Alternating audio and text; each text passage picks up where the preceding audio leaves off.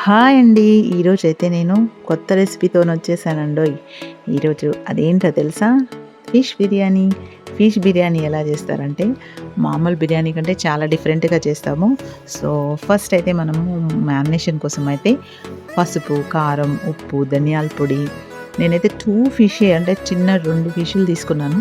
So, దానికోసం అయితే ఇవన్నీ వేసుకున్నాను. అల్లం వెల్లిపాయ కూడా వేసుకొని, నిమ్మకాయ ఒక్కటి కంప్లీట్‌గా పిండేసుకొని, కొంచెం ఆయిల్ అయితే వేసుకున్నాను. వేసుకొని ఇదంతా ఒక పేస్ట్ లాగా అయితే మిక్స్ చేసి పెట్టుకోవాలి.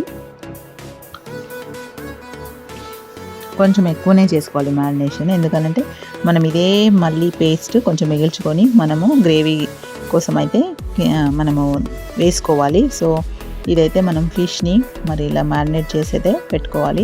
చేయితోటి కలుపుకుంటే బెస్ట్. పడకుంటే గ్లౌజెస్ వేసుకొని అయితే చేయాలి. లోపట వరకు మనం మసాలా అయితే కూర్చుకొని పెట్టుకోవాలి. మొత్తం ఇలా పట్టిస్తేనే మంచి టేస్ట్ ఉంటుంది ఫిష్.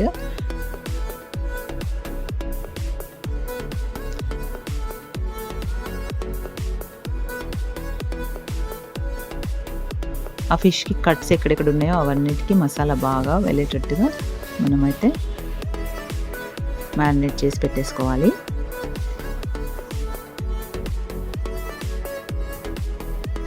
ఇలా కొంచెం అలా మసాజ్ లాగా చేసుకుంటూ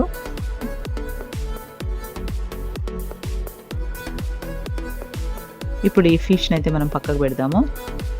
పక్కకు పెట్టి ఉన్న గ్రేవీ అంతా ఇలా మంచిగా ఒక దగ్గర పెట్టేసుకొని ఇప్పుడు మాత్రం నేనైతే ఒక 1 గ్లాస్ ఆఫ్ రైస్ అయితే తీసుకున్నాను.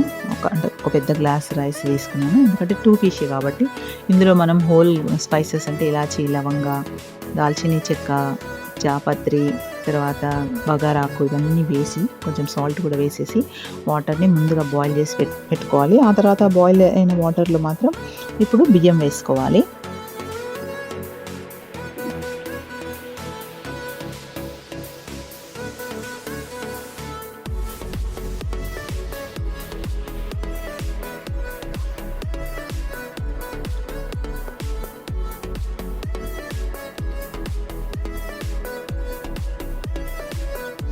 సో, అవైతే ఉడుకుతున్నాయి.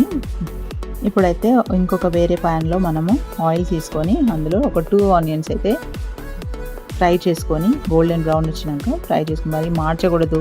ఆనియన్స్ చాలామంది మాడుస్తూ ఉంటారు. సో, అలా మార్చకుండా అయితే చేసుకొని ఫ్రై చేసుకొని పెట్టుకోవాలి. ఇప్పుడు మ్యారినేట్ చేసుకున్న ఫిష్ అయితే మనము ఇందులో వేస్తున్నాము. ఈ ఫిష్ హాఫే ఉడకబెట్టాలండి, మొత్తము కాదు. కొంచెం అట్లా బ్రౌన్ కలర్ వచ్చిందాక, ఎందుకంటే ఇవైతే ఊరికైనా ఉడికిపోతాయి.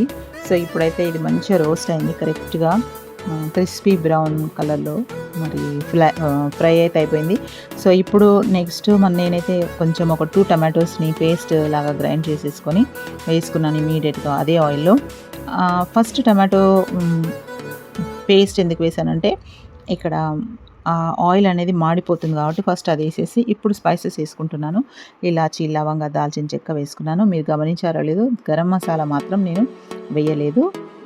మనం ఏవైతే వేసినామో అవే గరం మసాలాలు, అంతేగాని పొడి మాత్రం వేయట్లేను. ఎందుకు వేయట్లేనంటే ఈ స్పైసెస్ మైల్డ్గా గ్రేవీకి పట్టుకొని టేస్ట్ బాగుంటుంది. గరం మసాలా వేసుకుంటే అది మీ చాయిస్. బాగా మసాలాలు తినేవాళ్ళు ఇలా మనం హోల్ది వేస్తే ఏంటంటే మనకు కడుపులో మనకి ఇబ్బందిగా అనేది ఉండదు, అజీర్తి అనేది ఉండదు. కానీ టేస్ట్లో ఎక్కడ మాత్రం కాంప్రమైజ్ అవ్వకుండా ఉంటుంది. సో, ఇప్పుడు నేను ఒక 1/2 కప్పు గిలకొట్టిన పెరుగు అయితే వేసుకుంటున్నాను. ఇప్పుడు ఒక 4 పచ్చిమిర్చి వేసుకున్నాను. వీటిని మాత్రం నేను చీరలేదు, జస్ట్ అలా వేసాను. ఎందుకు వేసానంటే ఇవి మంచిగా వేగాలే కానీ అవి ఓపెన్ కాకూడదు. వాటి ఫ్లేవర్ మాత్రం గ్రేవీకి పట్టాలి. కొంతమంది స్పైసీగా ఇష్టపడే వాళ్ళు మాత్రం వాటిని అలా తుంచుకొని తినేసేయచ్చు. ఇప్పుడు ఫ్రై చేసుకున్న ఆనియన్స్ సగం ఇందులో వేసేసి మళ్ళీ ఒకసారి అయితే కలుపుకోవాలి. నేను పుదీనా కూడా వేసాను, ఆ క్లిప్ మిస్ అయిపోయింది.